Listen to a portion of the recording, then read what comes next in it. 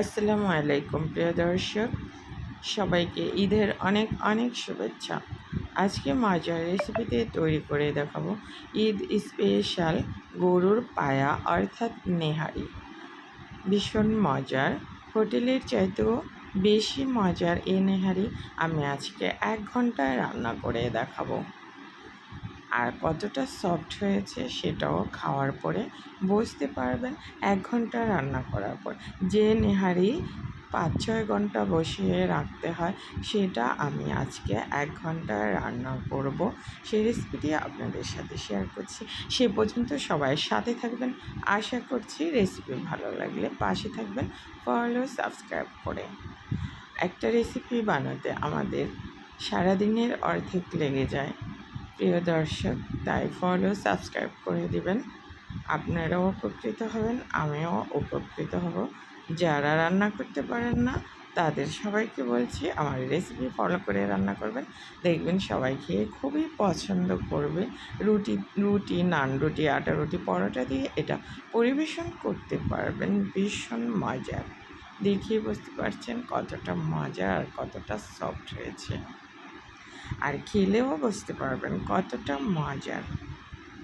এখন তাহলে মূল রেসিপিতে চলে যাব। তৈরি করে নেব মজাদার গরুর নেহারি অর্থাৎ পায়া রেসিপি। এখন নেহারিগুলোকে পরিষ্কার করে নিয়েছি একদম সুন্দর করে, আর গরম পানি, কুসুম গরম পানি দিয়ে বারবার ধুয়ে আবার কুসুম গরম পানি দিয়ে 5 মিনিট ভিজিয়ে রাখলাম। এরপর আবার পরিষ্কার পানি দিয়ে ধুয়ে নেব।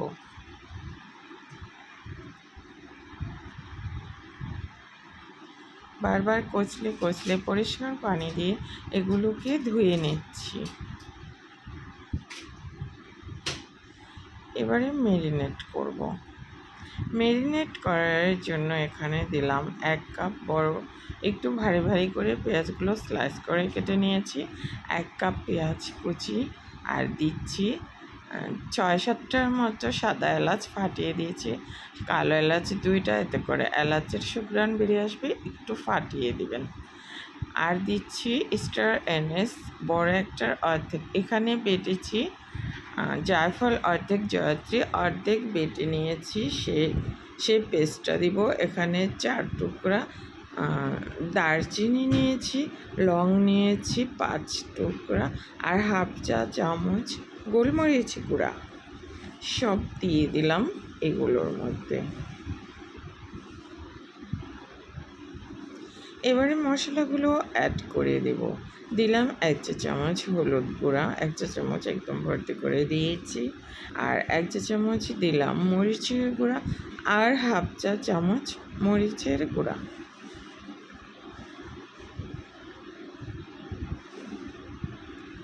এবারে দিব ধনিয়ার গুঁড়া 1 চা চামচ, জিরার গুঁড়া 1 চা চামচ, তেজপাতা দিলাম 4টা, সামান্য তেল,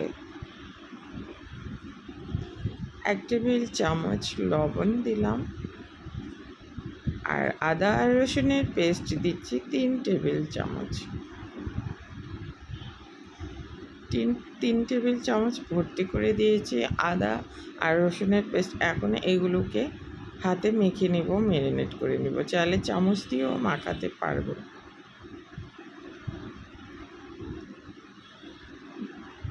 এগুলোকে মশলা মাখিয়ে আমি, সময় থাকলে আধা ঘন্টা রেখে দিবেন, সময় না থাকলে 10 মিনিট রাখবেন, সময় না থাকলে 20 মিনিট রাখবেন।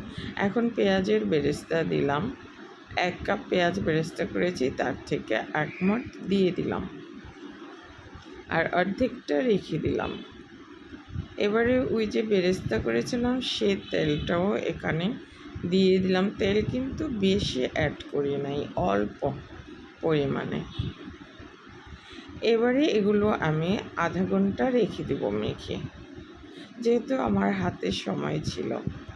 এখন এই যে এগুলোকে প্রেশার কুকারে দিয়ে দিলাম, দিয়ে বলক আসার পর আমি 30 মিনিট সিটি মেরে নিব, এতে করে একদম পারফেক্ট সিদ্ধ হয়ে যাবে।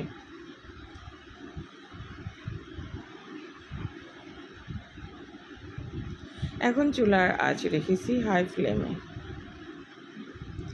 এই যে দেখেন আমার একটা সিটি হয়ে গেল। এখন আমি চুলার আঁচটাকে মিডিয়ামে করে দিয়ে 30 মিনিট রান্না করব।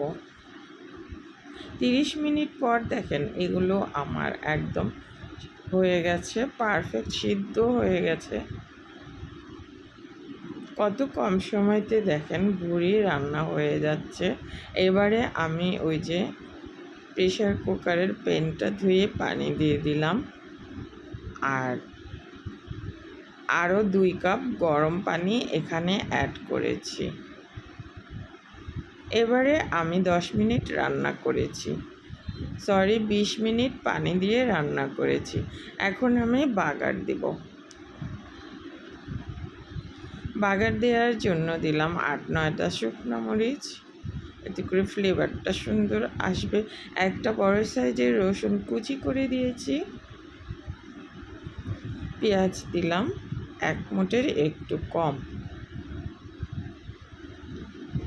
এবারে এগুলো লাইট গোল্ডেন করে ভেজে নিব।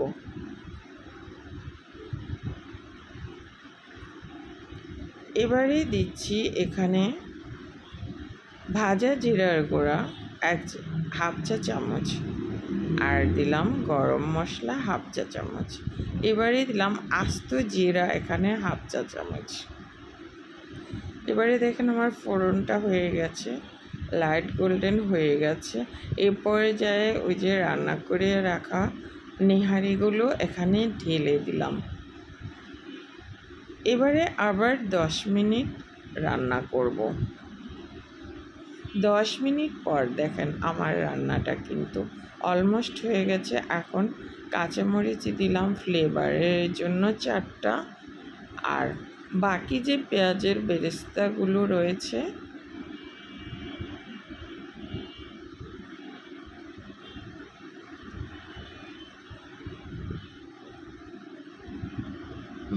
পেঁয়াজের বেরেস্তাটুকু রয়ে গেছিলো সেগুলো উপরে দিয়ে দিলাম। এখন আবার 5 মিনিট ঢেকে চুলার আঁচ লো ফ্লেমে রেখে রান্না করব। 10 মিনিট রান্না করলাম, দেখেন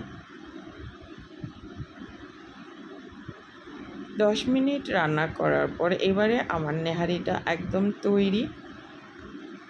চাইলে ট্রাই করতে পারেন এভাবে। আল্লাহ হাফেজ।